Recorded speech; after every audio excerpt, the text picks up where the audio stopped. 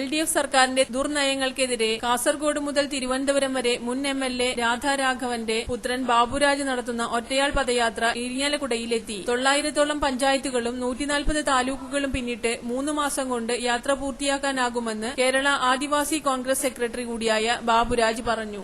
പഞ്ചായത്തുകളും 140 താലൂക്കുകളും കടന്ന് തിരുവനന്തപുരത്ത് എത്തിച്ചേരുമെന്നാണ് ഞാൻ ഉദ്ദേശിക്കുന്നത്.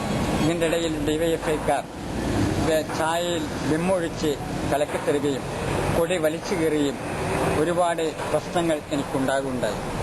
ഈ പ്രശ്നങ്ങൾക്കൊക്കെ പരിഹാരം കണ്ടെത്തണമെന്ന് പറഞ്ഞുകൊണ്ട് കേരളത്തിലെ ഗ്രാമത്തിലെ കോൺഗ്രസ് പ്രവർത്തകരുടെ സഹകരണവും സഹായവും വിജയവും എനിക്ക് ഈ യാത്രക്ക് ഉണ്ടായിട്ടുണ്ട്.